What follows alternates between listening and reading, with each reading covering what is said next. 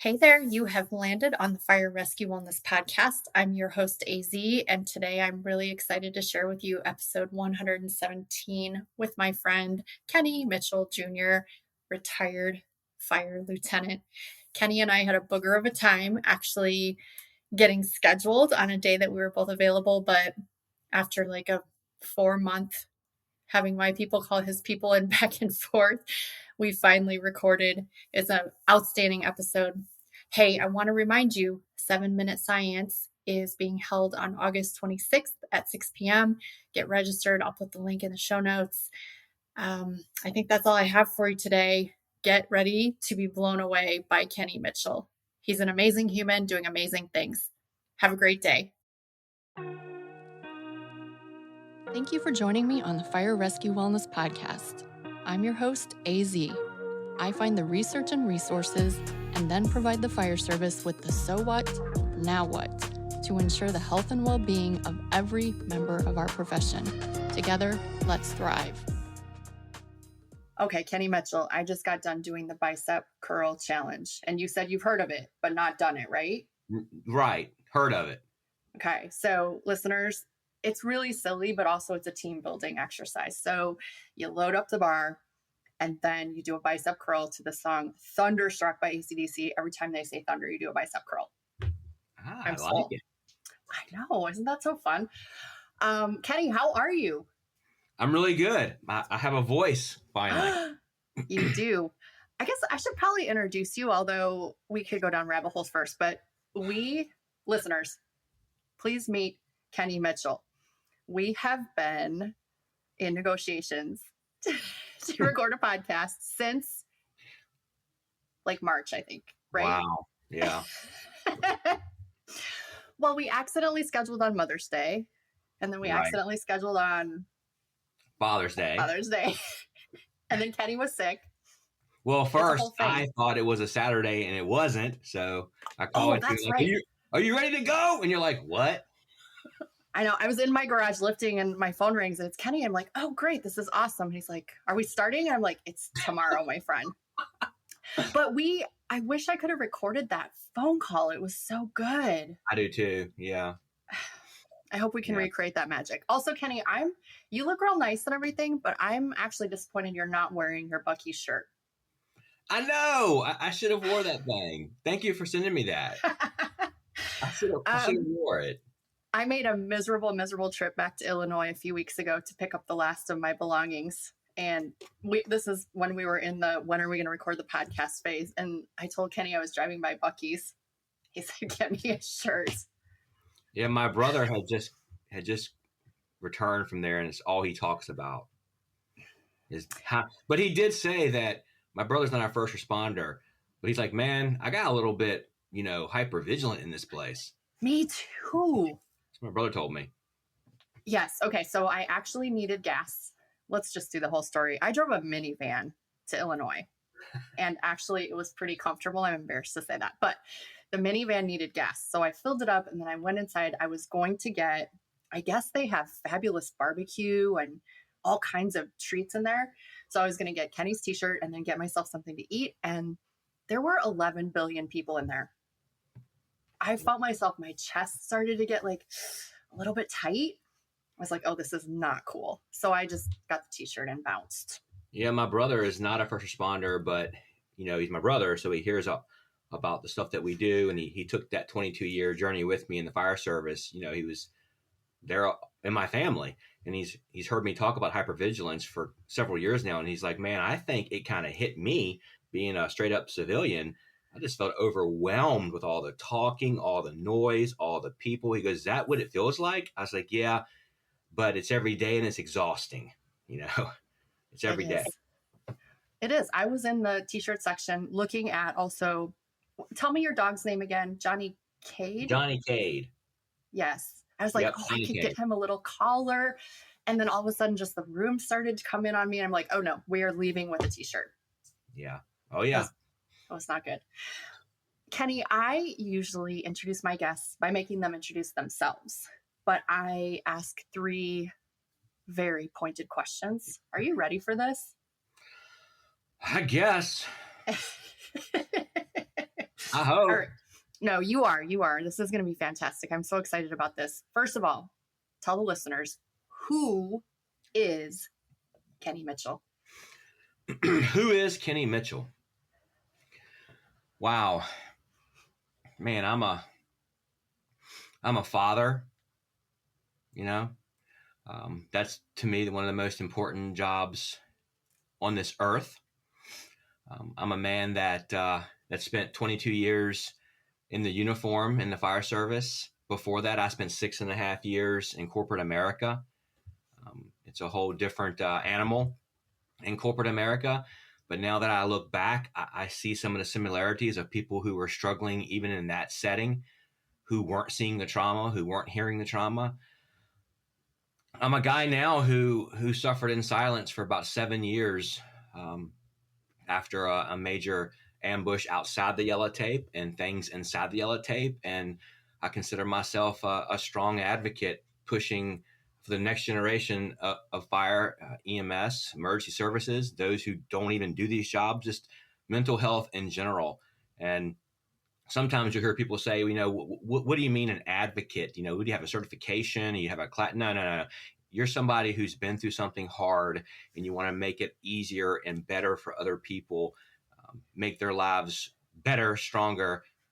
That's what an advocate is. There is no fancy certificate or look at me and all this mess. The word's thrown around a lot, but to me, it's somebody who's been through something and they want to bring light to it and make it better. I'm just, it's a really good question. I'm trying to do a lot of things, and I'm just, I'm a man who suffered very, very deeply for 7 years, and I don't want that for others. Whether you wear the uniform or you don't, or you used to and now you don't, you're about to wear it, inside and outside yellow tape, it is what I'm pushing so hard for people. And you forgot a very important to me fact. We are retirement twins. That's right. We are. I retired from the fire service April 1st of 2024. So I'm going into my 4th month of transition. And I can tell you, it's not easy. It's been unique, but it has not been as hard for me as it has for others, only because I was 100% ready to go. I feel like my role, my mission had been met. And I started a couple of years ago leaning into another mission and another passion and some more things, but it's still difficult. We might talk about that on this episode. I don't know. But the transition after 22 years of paramilitary organizations, I worked for Virginia Beach with over 500 firefighters and 50,000 calls a year. Chesterfield, 500 firefighters, 50,000 calls a year. I mean, it was just two very, very fast-paced organizations, and I'm glad for that. But it really, no matter where you work, you get that routine going, and when you retire, your routine changes. So yeah, we are retired twins. So 2 lieutenants that have fulfilled our 20 years and are proud, but it doesn't come with invisible and physical scars. That might be the most profound thing that I have heard in a long time. It doesn't come without invisible scars. Dang. Yeah, it doesn't. It doesn't. And we all have physical ones too. We have cuts and surgeries and different things. But if you think about it, those physical scars were treated and handled and accepted a whole lot different than these invisible ones are. And that's another part of my push with OIT is these sprained ankles and these shoulder replacements and the knee surgeries and the neck surgeries. You're welcome back with open arms. And hey, brother, how's your recovery? How's your knee? How's your shoulder, sister? But when it's a mental or emotional setback scar, you're not greeted as kindly and it's not as accepted. And that's okay. We're pushing forward. But the invisible ones are just as important and, in my opinion, harder than the physical ones. Amen. Amen to that. Kenny, what sets your soul on fire? What sets my soul on fire is something that happened just a few days ago. One, what sets my soul on fire. Can I do 2? You can do 11 billion. Go. Well, I tell you, the first one that sets my soul on fire is watching my daughter, after losing her mother at 7 years old. She's 19 now, watching her thrive in college and leaning into wanting to be a grief therapist herself and help children, pediatrics, help kids who have lost moms, dads, brothers, uncles, aunts, family members. That sets me on fire, knowing how hard it was for her, knowing how hard of a profession she's going to walk into, what it will bring up. But like she tells me, Dad, I have a set of skills that you can't learn in a book, and I'm going to share this with the world. I'm going to help people not to feel like I felt too.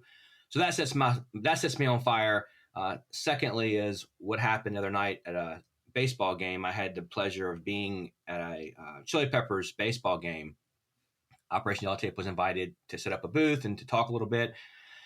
Whew, and it gets me. A person drove 2 hours to shake my hand and to hug me and say, I'm not here to shake your hand and hug you and say, oh, you're so great. I'm here to tell you what you did was spark a fire inside of me that lit this you versus you mentality that I had to be the one to step up. All of the things on Instagram, all of the classes, all the things that we hear, they're great. They're wonderful. The loud PowerPoints, the bombs, the stories, they're wonderful. But what you did for me was you told me I need to be the one that comes forward out of this darkness, Kenny. And I don't think I'd be standing here if I hadn't heard some of your stuff. And that right there is what Operation Yellow Tape is about. And standing across from somebody who tells you that, and I believe them, that tells you that your message and the folks that you work with, like you're doing, is helping people to stay here on this earth when they may choose a worse situation, sets my soul on fire. I have chills. And I think in the South we say chill bumps now. I'm not sure, but yeah, we say chill bumps here too. And I'm not even kidding. Like my eyes get glassy. I tried to do a live yesterday and I just couldn't get myself together because it happened about 5 times. And I'm not in this for somebody to drive 2 hours and stand with a selfie, man. It's great, but to tell me that and to be raw and transparent in front of your family. And one of the folks who came up to me said it for the first time and their children were standing there, 18 and 17-year-old kids. And that's the magic. That's the fire that I wish I could have walked through those 7 years that I hid from everybody. But anyway, I can get off on a lot of different directions. That sets my soul on fire as well. That is incredible. And it's a testament to the important work. I think one of the things that I learned sort of early on in my journey is just being able to tell your story to someone else can make such a big difference. So we hide those stories. We put them away so that no one finds out. But what we don't realize is if we just told that story, it would be so helpful. For sure. Dang. All right. Third question. I know the answer. I could answer this, but I'm going to let you. How are you changing the world? How am I changing the world? I am changing the world. I am trying to change the world one person at a time with their mental and their emotional and even their physical health, because I do believe there is a direct link with physical movement, sweat equity, and your mental health. But every time I speak, or even before this podcast right here, I step off, and no matter what you believe in, the universe, whatever you pray towards or whatever you do, I say a little silent, I guess you would call it prayer to myself. Hey, let's today, one person in their vehicle, one person PTing, one person laying across that bed, one person that's hiding behind that mask and smiling when they don't want to smile, let one person hear us. And if that's what it takes, then I am successful. And each and every time you have it happen, you may not have someone walk up every single time, but every single time myself and folks like you and the many others who are doing this, we do affect that one person. So that is my goal. The world sounds pretty big, but when you affect one person, they go on to affect many, many, many, many others. You may change the whole generation path, direction of that family by helping that one person. So that's the answer to that one. I've always said force multiplication is the magic, kind of like compounding interest. As a first responder, I could count on one hand, maybe, the lives that I really impacted or saved or changed. But if each one of us can impact one firefighter, that's going to be a huge multiplication of that force. I love it. Yeah, I was driving home Thursday and I got a little teary-eyed in my car because I was thinking to myself, this man who stood in front of me, and a couple of women too, who told me they drove that far. Their children were in that car with them, and maybe their children were having a hard time because as first responders, we bring this stuff home, and we teach our children and our family members how to respond to when you can't start on a weed eater, you bust it over the table. We teach them irritability, we teach them anger. They don't know who they're getting in the front door. So I thought to myself, man, maybe that conversation in that car back home is much different, and they're talking finally, and dad is finally telling the family, I'm so sorry that I've ruined vacations. I'm sorry that I can't sit with my back to the door. I'm sorry that I freak out at Busch Gardens. I'm sorry that I've screamed over things that aren't worth screaming over. I'm sorry, and this is why. And I hope they understand him. And part of the HELP acronym I teach is the educate part. I just think the families of us, they're with us, but they don't always understand exactly what we do. They see wet stuff on the red stuff. They see the ambulance, but I just hope that conversation back 2 hours, that family was strengthened.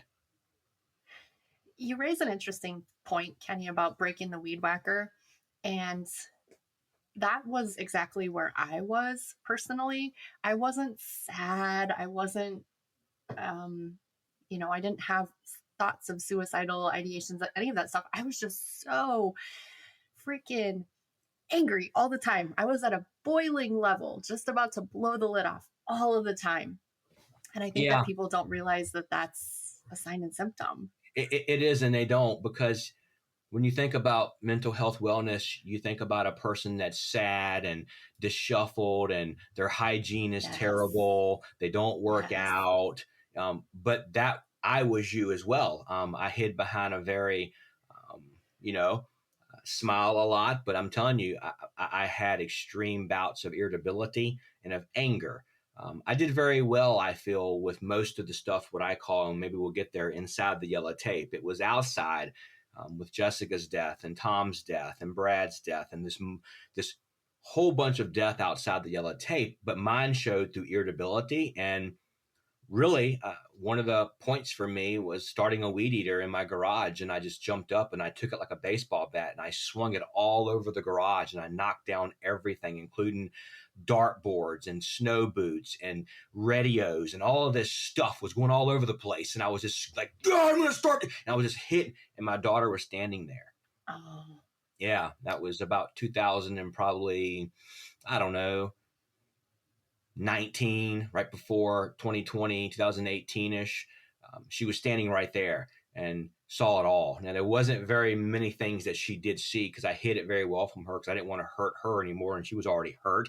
But now that she's 19 and she's learning this stuff at ODU, she's taking these classes, she's like, Dad, there were things that I saw, like isolation with you, sitting off by yourself in the backyard, not returning phone calls. I'd hear you answer the phone, Dad, and go, hello?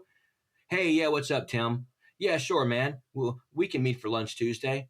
Yeah, talk to you later. Click. And then I would hear you go, I'm not meeting him for lunch. I can't wait to get out of this. And I remember you just backpedaling. So it's they see, the folks who are closest to us, even though sometimes there's not a whole lot to see with everybody who we cross paths with, she saw enough. And that moment in that garage was an eye-opener for me. I still didn't do much about it. It was still a year before I did anything about it, but it was one of those moments where I sit down and said, man, what is going on?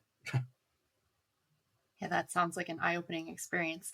And I do want to dig into, because I know what you mean when you say the yellow tape, but I want you to tell the listeners, what does inside and outside the yellow tape mean?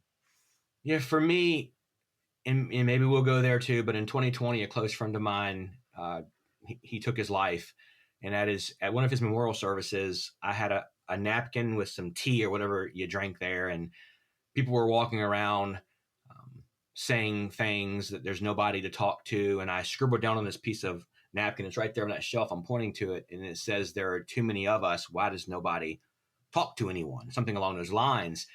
And to me, and it's much bigger, but operating inside the yellow tape is that yellow tape that you and I stood in the middle of for so many years, 20 years inside of a yellow tape. Other people were riding past it and looking and rubbernecking and taking pictures. And we were in there, and it's dark and it's bloody and it's cold and it's sad. Sometimes it's fun and it's good things going on. And it's just an accident where nobody was hurt, thank goodness. But the yellow tape is where we work. Well, everybody has that yellow tape. I don't care if you work at Capital One or if you're a landscaper, your yellow tape is inside that is your job inside yellow tape. It is outside the yellow tape that causes so many problems in our lives. It is the relationship problems. It is watching a parent age. It is death of friends and family. It is divorces, child custody battles, illnesses of your own, morale issues in your organizations. It is outside the yellow tape that bleeds into the yellow tape inside of it. It causes so many issues in our lives.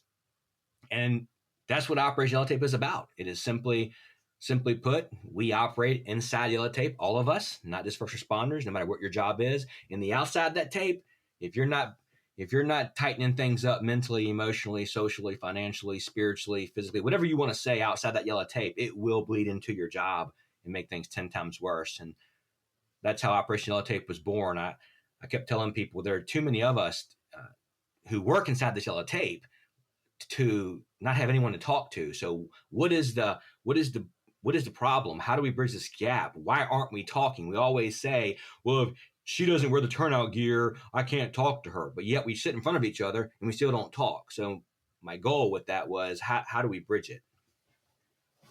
Say that again. She doesn't wear the turnout gear. Yeah, I don't want to talk to her. Say it again. Right. There's a big misconception with firefighters still to this day in 2024 that if she does not wear the turnout gear, if she hasn't seen what I have seen, if she hasn't walked up on it, and you can testify to this, there is a certain smell of an overturned vehicle. When you're walking up to that vehicle entrapment, you smell that oak tree that's been cut through. The rubber on the road is still has that smell. There's oils. There's somebody trapped. There's somebody unfortunately dead. There has this smell to it. And if you don't know what that smells like, feels like, looks like, I can't talk to you because you can't understand me. Well, guess what? When we're both struggling, most of the time, when we get together and we have both worn the turnout gear, we've both experienced that smell of oak trees and burnt tires, we still don't talk.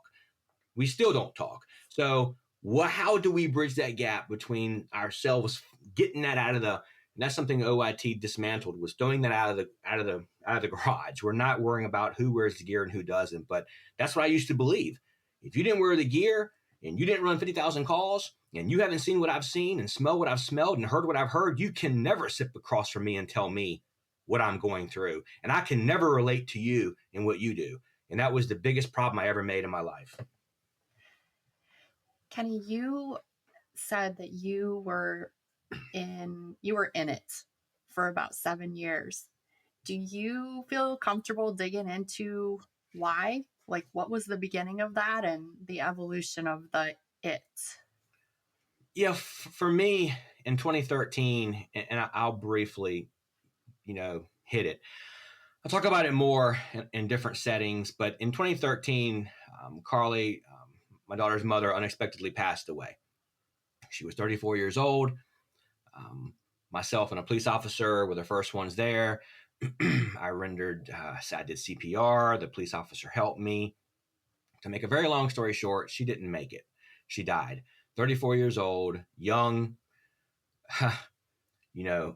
into yoga, into doing things right, living good, and doing the right things. And it just sent me, and my daughter was only 7, and it sent me into this horrible, silent spin of survivor's guilt and anger, because I would come into my house and I would see these awards on my wall for the lives that I have saved for my team of people who we helped, and why did we save that person who shot themselves in the stomach on Christmas Day? That's literally an award up there. A man shot himself in the stomach on Christmas Day, and we saved him, and I couldn't help her, and no one could help her. And it sent me into this really deep mental health struggle. I was hiding it. I mean, I had to be a dad now. My daughter was 7. I had to be the softball coach, had to continue being a firefighter. I was 10 years into my job. I was teaching in the fire academy. I was a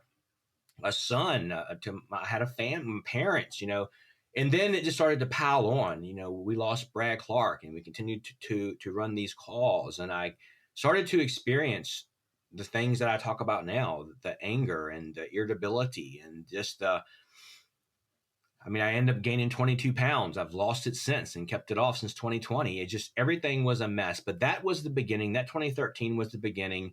And 2020, if you want to know the end of it, 2020, when Tom took his life, was when I decided to look in the mirror and say, I'm done.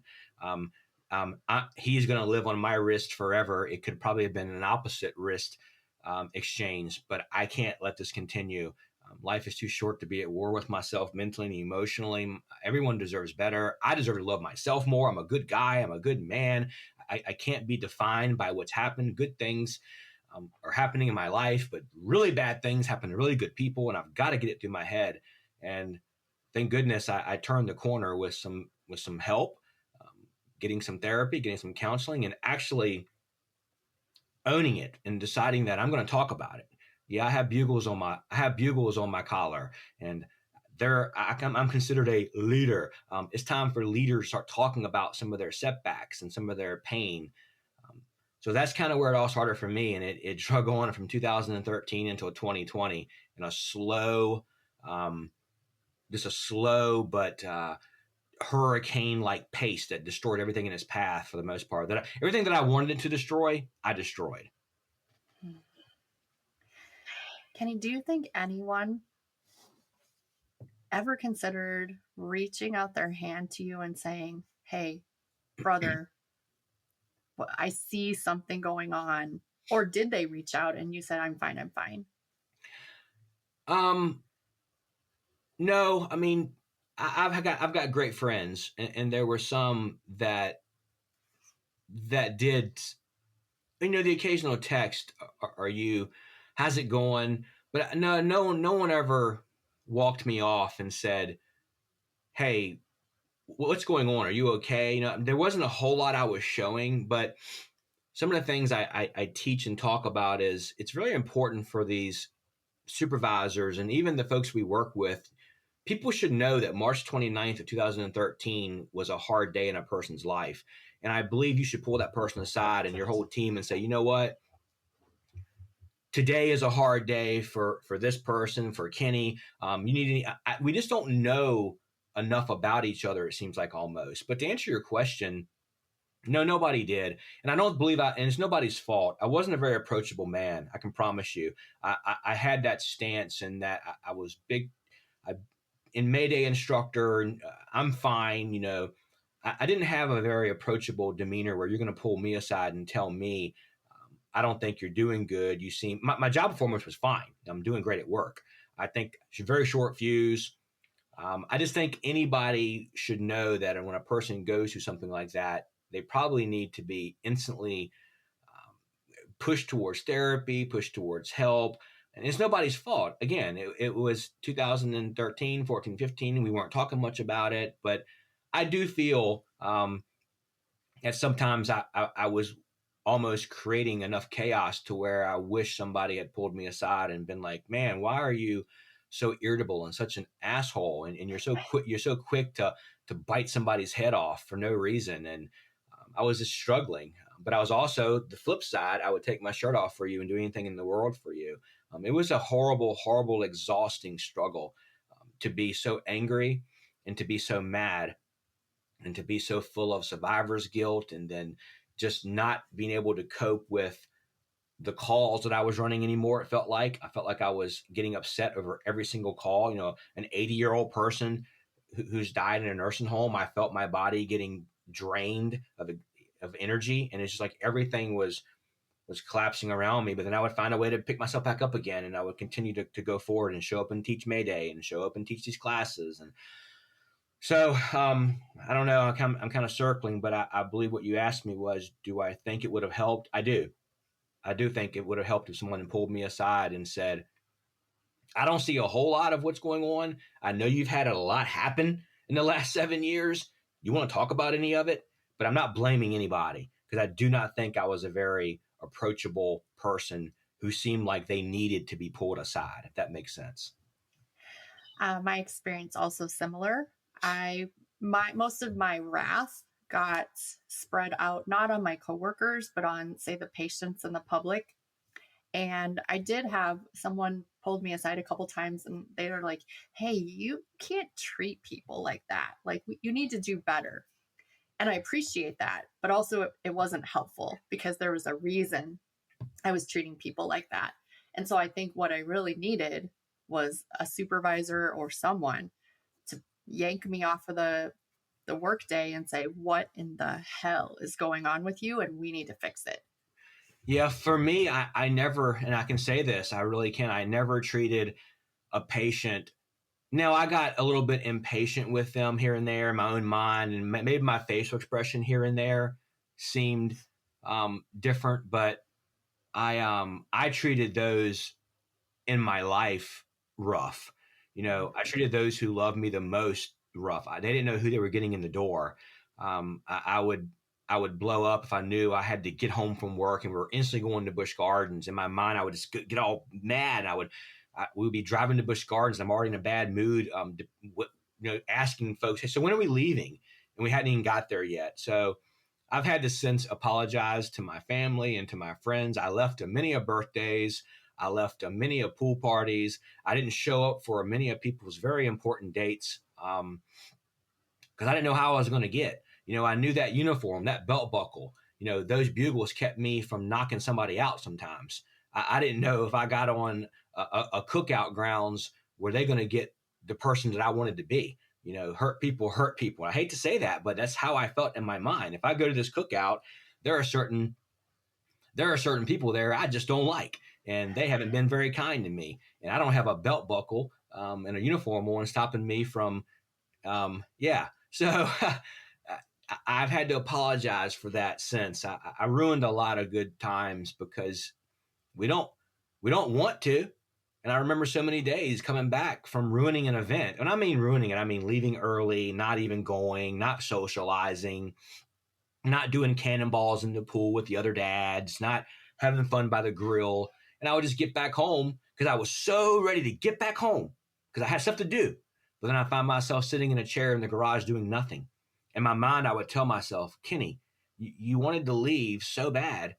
You hated the environment you were in, but now you're sitting in the garage doing nothing. So it's just a very, very exhausting. So mental health setbacks and struggles are so exhausting. I don't think people really understand. I'm so thankful that everybody goes through them because they're just some of the most exhausting stuff you can go through. And I think the lesson here is that it all looks different for different people. And if you observe someone that you know well starting to act out, maybe that's not the right term, but act out in a way that's not typical for them, it's time to start asking some questions. And just saying, are you okay? Isn't enough. In my opinion, you got to dig, you got to push a little bit. Yes or no? No, 100%. And here's what I do now. I used to do the Are You Okay? And I used to get some Are You Okays. And I think we have to know, and sometimes it's hard because people don't share with you their everything, but it's very important for us to know some of the hard times that our friends and people we work with have faced. When their parents may have passed, when their dog may have passed, these hard times, when their loved one, this grief of losing brothers and sisters on the fire grounds. And then I ask people too, I ask them, and people think I'm crazy. I say, how can I make your life better today? And most of the time they go, well, you can help me win the lottery. So they open that door a little bit for me. And then I go, so you're having financial problems? And sometimes they'll go, you know what? Yeah, I really am. I wish my husband would work more. So you ask that, what can I do today to make your life better? You're going to get a goofy answer sometimes like, yeah, win me the lottery, give me a boat. But sometimes they're going to let you in. They're going to look at you and go, yeah, you can tell my wife to take a hike. Well, that tells me you're having relationship problems. You can tell me, hey, I wish I could win the lottery, some financial problems. You may tell me, yeah, you can take my kids from me. You can tell me, that tells me you're having family problems. So they may come at you sarcastically, like, yeah, I want to win the lottery, give me a boat, take my wife, take my husband. But they're telling you some little bits, if you pay attention, if you ask just that question. And I do it all the time now, and people know it. How can I make your life better today? And sometimes people will fall for it and they'll start talking to me. Sometimes they won't, but I will use that. I don't use the "Are you okay?" anymore. Occasionally I do. Someone, "Hey, what's up? Doing all right today?" But if I think they're struggling, if I know the month is rough, if I know what year we're in, if I know it's 2013 and 20, and those times have been hard, I will say, "What can I do today? If I could do something right now, to help you in your life, what would you want it to be?" And you'd be surprised at what you'll hear. That's a great strategy. And I also have heard another one. My friend, Megan Young, who's a strength and conditioning coach, she went through it. She had acute myeloid leukemia in, I think, 2016. But she said she learned something. She was not at all receptive to people saying, "How are you doing?" Because how are you doing when you are suffering with cancer? No shit. How the hell do you think I'm doing? I'm doing fucking terrible. That's how I'm doing. But she said she responded really well to, "What can I do to support you? How could I, enrich your life today?" Exactly what you're saying. So we have to reframe our questions to get the right answers. Yeah. And people sometimes have no idea what to say. So they say the old either nothing, or they say, "Are you okay?" I remember being in cars with people going places, and people would put the brakes on when they started mentioning somebody's grandfather dying, because mentioning family death around me was not a no-no. When in fact, I wish they would have said, "Hey man, what, how are you? Or how can I make your life better? Or Kenny, do you want to talk about anything?" But instead they put the brakes on, and I get it. There are folks in my life right now that I am working with very, tiptoeing, because I know how hard they're having it right now, and coming at them too aggressively, I don't want to do, but people just don't know what to say sometimes. And that's why I'm hoping the HELP acronym will help folks learn what to say, and when to say it and how to say it. And again, for the family and the friends and the brothers and the sisters and the neighbors and the uncles and the aunts and everybody who has to be with us the next 50 years of this short 20 that we work. This is a short chapter of our life. But I tell you what, that 20 years will physically and mentally, again, invisible and visible scars like you've never seen the next 50. So we have to help those around us to understand who they have year 21, who they knew before the 20 years started. It's not the same woman you knew now. It's just not. It's not the same man who started this gig. And if we can help them understand that, we haven't had regular sleep. We haven't had good sleep hygiene. We haven't always eaten the best. We haven't had the best relationships at work. We've had toxic leaders. We've had resume builders and relationship crushers.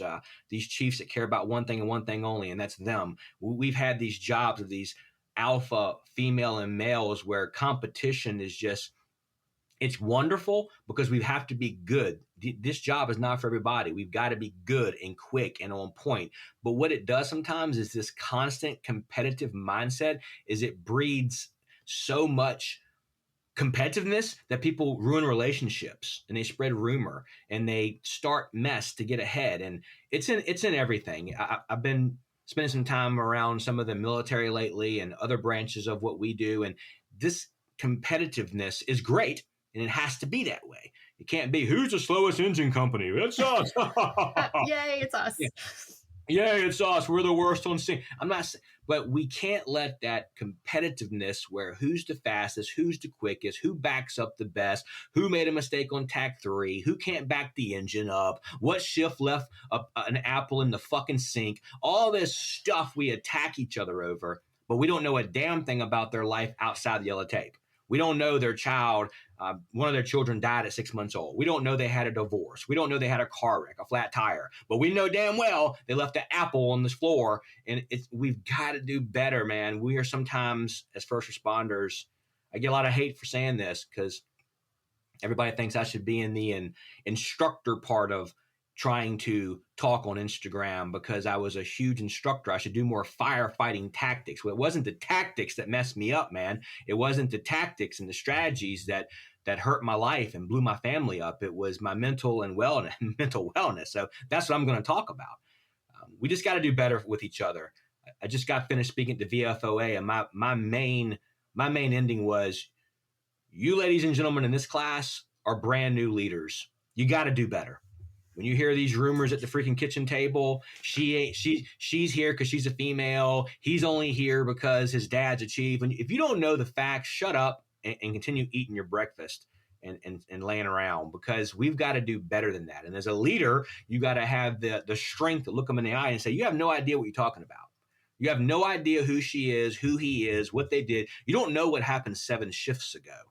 So I don't know how we got on this tangent, but it's a passion of mine, these resume builders. But we got to be better.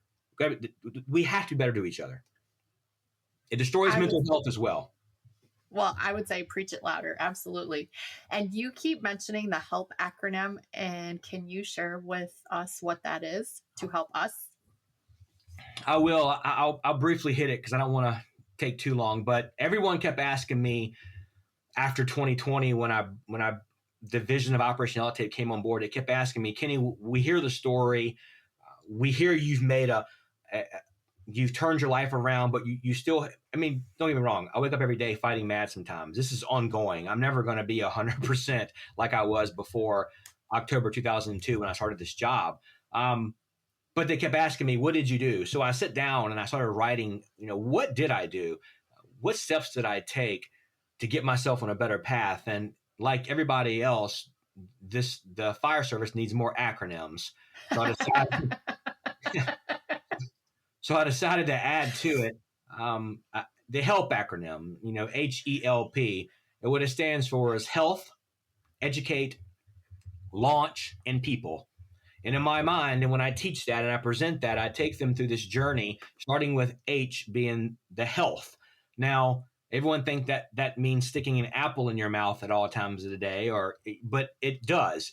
Health means health, eating well, working out, taking care of yourself, getting those physical, checking your testosterone, but it also means what podcast are you listening to? What intake do you have coming in? So we go that direction in the health with what books are you reading? Do you wake up and before your feet hit the floor is the phone in your hand and you're scrolling social media and you're mad and you're reading everything?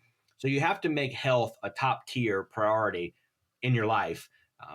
In all areas, including exercise, including the books you read, the people you're around.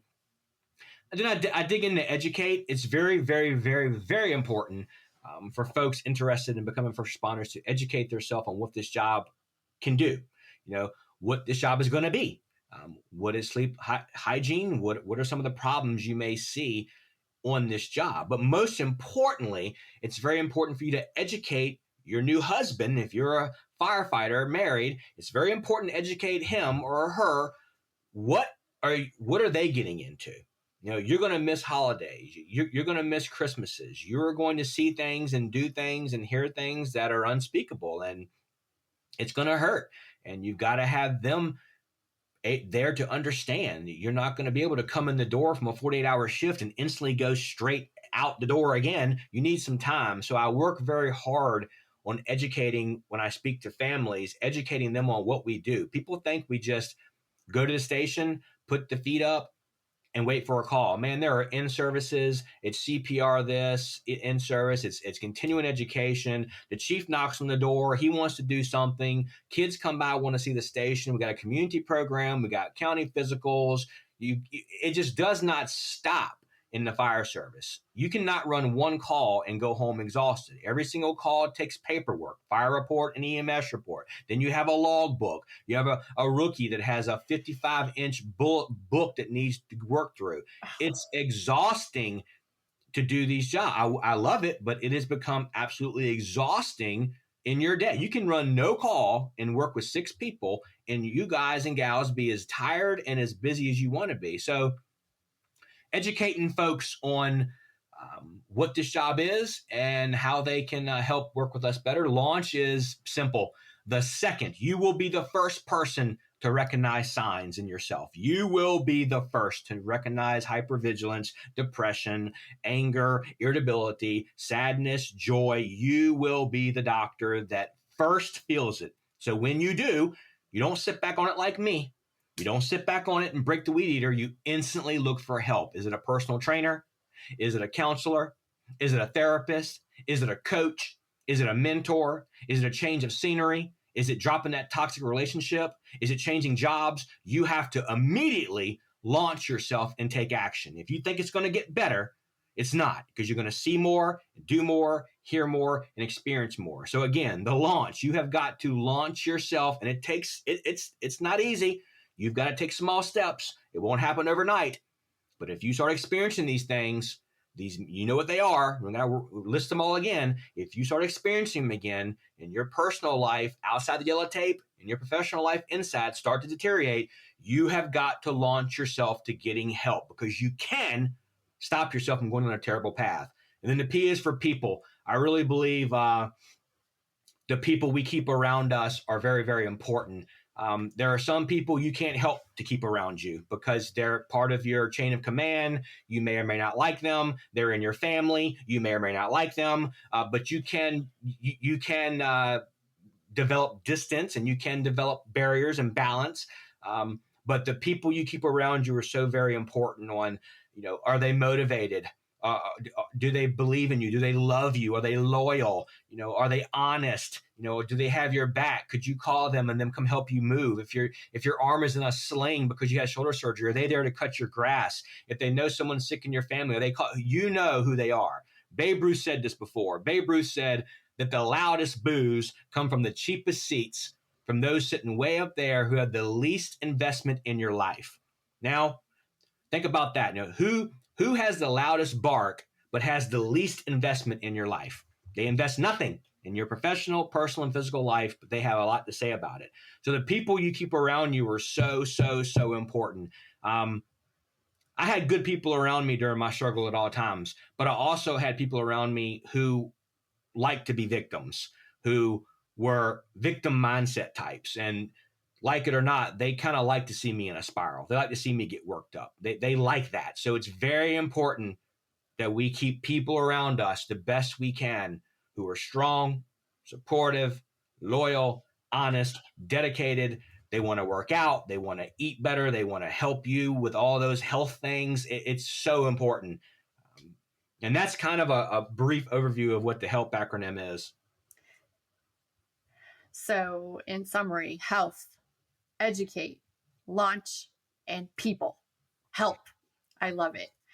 So now I want to know, how do my people get involved with Operation Yellow Tape? I want to hear about everything you've got going on, including your conference in the fall. The best way to get involved with Operation Yellow Tape, if you're a decision maker out there and you work in emergency services, or you do not, I'm going to speak at Allstate this week. So my point being, Operation Yellow Tape is interested in coming out, which is me, and speaking on mental health awareness. So if you're a decision maker in fire department, police department, ECC, we got corrections officers, dispatchers, and now I've kind of bled over into corporate America. We're seeing, I told you before, I did 6.5 years with the newspaper. I remember seeing things back then that my mind was like, this person is struggling. So that's the way to work with Operation Yellow Tape. I'd love to come out, talk to your team, do team building exercises. I do anywhere from a 2.5 to 4 hour platform. It's interactive. And that's one way. Number two is I do some individual coaching. I do love that. I have about 6 clients right now. But most importantly is the conferences that I have. That's what I love to do. My conferences are free. You show up. I have one starting, my next one, my third one is September 14th here in Chesterfield County, Virginia. You can go to my website and register. We're pushing about 130 people right now. And it is a group of people it is every race, every gender, every color, everything, every job, first responders, not first responders, 72 to 16 years old. And we're there to break bread and to learn proactive practices with our mental health for the folks who aren't first responders, to learn about what we are and who we are. We've got a catered lunch. It's sponsors. We've got Pale Horse Coffee. But coming to one of my conferences will really give you an idea of what Operation Yellow Tape is all about and how we are helping firefighters get physicals. We're helping firefighters take those extra steps to either show them that there's life outside of this job, And there's things you don't have to chase that Leo if you don't want. There is opportunities outside of the fire service. There's life outside the uniform.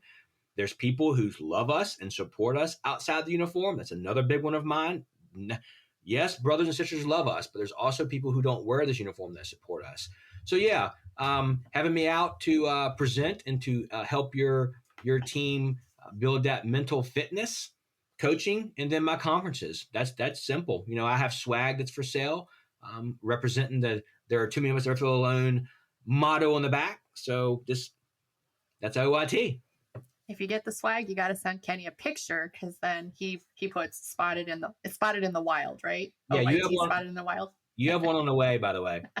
Yay! I get pictures. The other day, I got one from a guy in Australia, and behind him was all these animals. A kangaroo. Dang! Yeah, I'm about to post it. His name is Bob. Bob, if you listen to this, I know you will. Shout out. Bob always jogs, and there's a monkey in a tree. A monkey. There was a monkey hanging from the tree when Bob was doing and I call it OYT, spotted in the wild. People have sent me photographs from all over the place, and it's getting really cool because I think I said in a podcast a few months ago, I finally spotted somebody in an OYT shirt in the airport, and I was too afraid to approach them. Oh, Kenny. Yeah, I couldn't, it had to happen like that. I didn't want them to think, like, who is this creeper? But I didn't want to say it was my brand. I didn't want to come across like that guy either. So I missed the moment. The person went right past me. I got my camera to get a picture of it, missed the shot, and they got on the plane. I was in Chicago. I have no idea who it was, but I wanted to go up to him and I wanted to say, if that's you listening right now, I wanted to say, one, what is your story and what made you purchase that shirt? Is it because you're supporting the Operation Yellow Tape mission, or does that message mean something to you? That's all I wanted to know. Next time I see it, I'm going to grab them. I saw a couple other night, but they were there with me already. So okay. that was easy. So that was my first time seeing somebody. And then I had somebody shoot me a picture from Louisiana. They were in a car and they were going down the street and they got a picture of somebody outside the car. They were jogging in a shirt. All right. Chicago airport guy, if you're listening, we need you to message Kenny Mitchell on Instagram. He wants to know your story. Yes, please. And also, lady from Griffin Cigar Lounge in 2021, if you were listening, please reach back out to me, because she was a veteran of the military and she walked up to my booth when I was scared to death. It was my first time ever going out in public and draping a cloth over a table and letting the words Operation Yellow Tapes let the world see it. And she walked up to me instantly and she goes, "What does this mean?" And I fumbled through the meaning of it, because at that point you don't really have a good flow. She's like, "Well, I was a 20-year veteran of the fire service, of the military." And she was the first person to purchase one of my Operation Yellow Tape shirts. And I really want to reunite with her, and I cannot find her. And I think she's here local in the Richmond area. But if she listens, or you're listening and you know I'm going to repost that picture after this podcast airs. So once this podcast airs, I'll repost the picture. I really, really, really want to get her and talk to her and thank her, because she said a few things in my ear. She leaned in and said, "This is going to be hard. People are going to judge.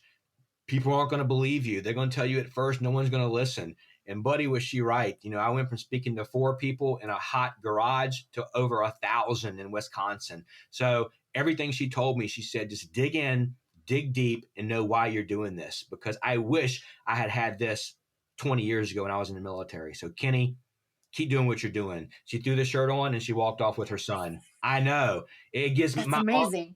I'm getting chill bump. My arms right now, and I want to find her so bad. And I've posted before and nobody's bid on it. But after this podcast drops, I don't know when that's going to be, I will repost that picture, tag this podcast. And if that's you, ma'am, just reach out. I just want to come see you. I got something else for you. And I want to say thank you. And I want to meet you again. That's an incredible story. Well, Kenny, I have 2 remaining questions if you have time. You got time? I do. Okay. Question 1. Was there a direction that we should have gone in today? A question that I should have asked you that I sort of missed? Or do you have parting words for the listeners? I just want to tell people, if you were struggling mentally, emotionally, and physically is a huge component of this. If you're struggling emotionally and mentally, I want you to look into getting a personal trainer. I want you to look into getting a dietitian. I want you to look into getting somebody who can help you get into motion, because believe me, I work out every day. I could work out more, but it is a game changer if you just get to sweating more and you do more than your organization is offering you. Sometimes they want to just throw you in the gym, tell you to work out for an hour and a half. You really don't even do anything. You walk around in shorts and you look on your phone. Hire yourself somebody who knows what they're talking about that can help you with your physical health. Start right there. I also want you to get yourself a physical. What is your blood work? What is your testosterone level? What is your A1C? Know those numbers and reach out to someone who knows what's up and how it can get you started. Kind of like the person I'm talking to right now. That's kind of the lane you're in. That is the lane you're in. That's me. That's you. I mean, there's a lot of people like you. Reach out to people like her. I'm not just saying this because I'm on this podcast. I've seen it happen here in Richmond. People who struggle for months and months and years, when they finally dial in their nutrition and they dial in their PT, their mindset changes, the confidence builds, the blood work gets better, the blood pressure gets lower, you feel better and stronger and more confident, look better in your clothes, and your whole mental health changes. The second part of that is, if you don't want to do that, I get it, but talk to somebody and give somebody a chance to hear you and to see you before you make some kind of mistake that you can't take back. There are people out there, including these two on this screen, that have seen things and heard things and done things. It may not relate to yours. It may not be the same, but I can promise you pain is pain, and we all fluently speak the language of pain. And give somebody a chance to hear you. We all fluently speak the language of pain, whether it's divorce, whether it's being a first responder, whether it's an illness, whether it's taking care of a dying parent. We all speak it. I need you to reach out to us. Talk to us. Let us hear you. Let us see you. It's a game changer. You dial in that nutrition, you dial in that physical fitness, you sweat more, and you talk more. I promise you'll come out of the darkness. I love that. We all fluently speak the language of pain. I just scribbled it down. Do you say that all the time, or is that new? Is that new material? I said it a couple months back because I was speaking one time and I got to mumbling. I go, you know what? I mumble and I stutter, but I can tell you what I do is I speak the language of pain, and so do you. And it just kind of came out my mouth because we do.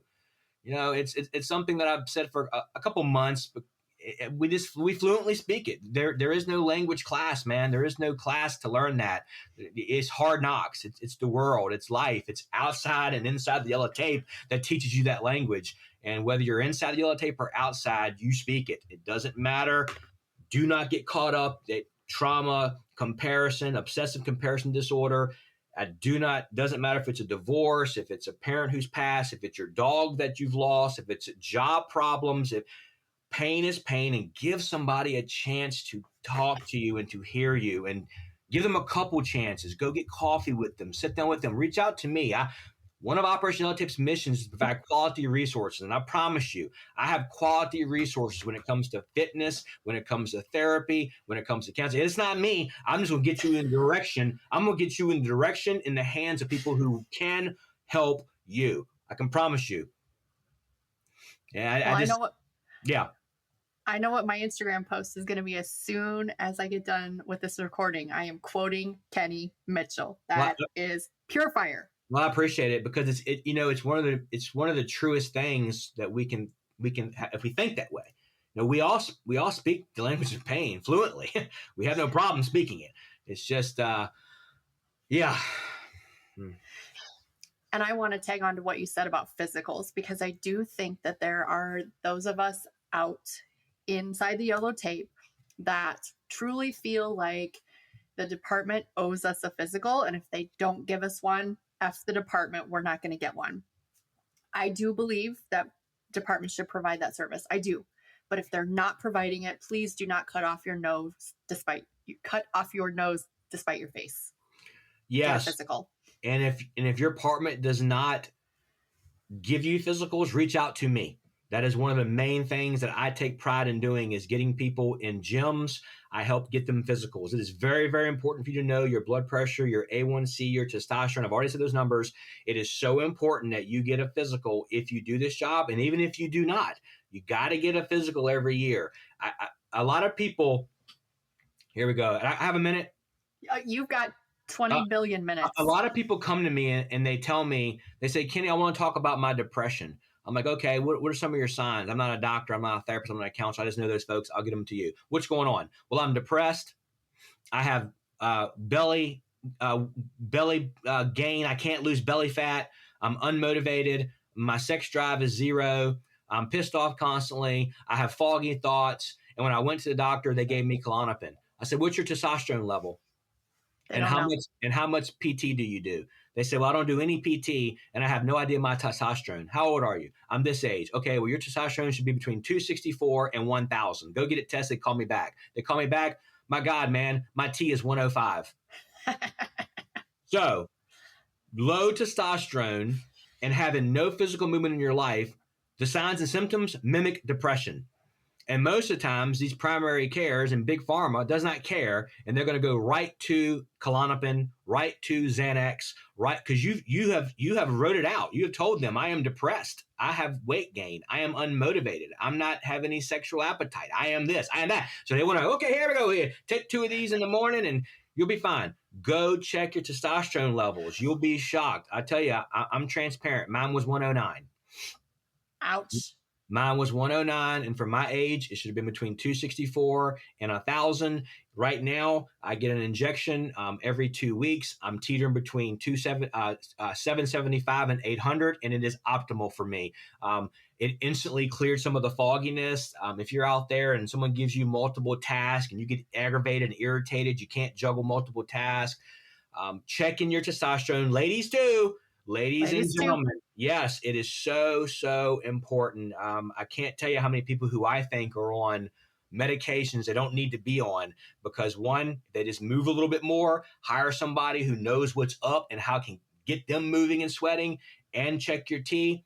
I believe you can drop. I don't know. It's not no believing to it. I can't break it out, but this book right here is full of 55 people who tell me right now, I don't take my medications anymore. I've lost 25 pounds. I got my T in check. I hired me a personal trainer. I'm on point. They say I still struggle. I've got post-traumatic stress injuries. There are things that are happening, but brother, do I feel better? And that's all that it takes. But again, to piggyback on her, do not get a physical, guys. The guys are the worst. You sit around, you chew your tobacco, you drink your Cokes, you smoke your cigars like me. You do all these things. I don't drink Cokes, but I smoke a cigar here and there. We do all this stuff. Man, get a physical. It will start to get you'll feel better already. You see your blood work, and you can start working and meet yourself where you are. Right now, if you're not feeling your best physically or mentally, it's okay. Start right now. Today, that you're listening to this podcast, once we hit stop, today is your day to reach out and find a personal trainer. Today is your day to, okay, I'm 27 pounds overweight. I'm angry as hell. My marriage is going south. That's okay. Well, you can't control any of that. That didn't happen overnight, and it's not going to end overnight. But make today the day that you stop it completely. You cannot continue down that path. Trust me, I tried, and I survived it somehow, but it's not easy. Kenny, I don't know which Minions 1, 2, or 3 movie it was in, but the little guy's wearing like a gown and a crown, and he just drops the mic and walks away. Kenny Mitchell just did the Minion mic drop. The Minion mic drop. Oh no. Okay, last question. We have to talk about your dog. Tell me everything about the dog. Oh wow, I never asked that before. Thank you so much. Every last question of every podcast. Oh wow, dogs. Yeah, Johnny Cade. He's very well known on Instagram. People reach out to me and they just want to see a picture of him. I'm like, I get excited and I see an email. It's like, Kenny, I'm like, oh, what's this going to say? Can I see a picture of your dog? No, Johnny Cade is a full-bred Chihuahua. He will turn 6 years old this December 18th. He has birthday parties.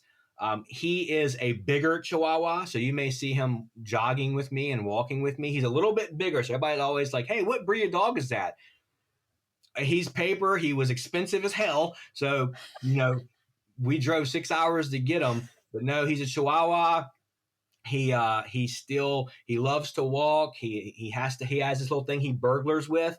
It's a little toy, and ever since we got him, I went to Petco and bought like 30 of them. I didn't want him to outlast his life because he was obsessed with it. He drags it to his bedroom. He drags it to his bed outside. He's got 1, 2, 3, 4, 5 day beds that he lays in. He loves to run / jog, and he's just a beast. And I think the neighborhood gets a kick out of seeing me in a pair of tight shorts. I got a weighted vest on. I got this haircut. I look like I look, and I got a dog that weighs 7 pounds on a vest walking with me. Like, that guy's special. That's Johnny Cade, and he's mean. I mean, he's kind of mean. Like, he's a Chihuahua, but he's very protective over his family. But you come to the door, and it's like a war has started. So he's a little bit mean, but he's the sweetest little guy to me. And I tell you, in 2018, I was at the firehouse, and a firefighter said, "Kenny, your daughter is going to be graduating high school soon." And because I never had a dog before. It's my first dog ever. And he was like, his name is Danny Knotts, Lieutenant Danny Knotts. He said, you're going to miss your daughter. You need a dog. I said, man, I don't want no dog. I can't imagine. I cannot imagine life without this dog. Like, I love him so much. We do videos together. It's just, so yeah, hashtag Johnny Cade. All right. Along with your quote, I am going to find a picture of him on your social media, and I'll post that too. It's a teaser for our episode. Yeah, he's on there. I have a vest, and I have different labels I can put on them. And sometimes I'll put Operation Yellow Tape. Sometimes I'll put police. And the other day I put SEAL Team and sent it to a bunch of my buddies who were former SEALs. Like, this is bull, man. This is no SEAL Team dog. This is a Chihuahua. Like, no, he's really big. It's the camera angle. It's right. He got out-angled by the camera. But thank you for asking about him. Nobody's ever asked that.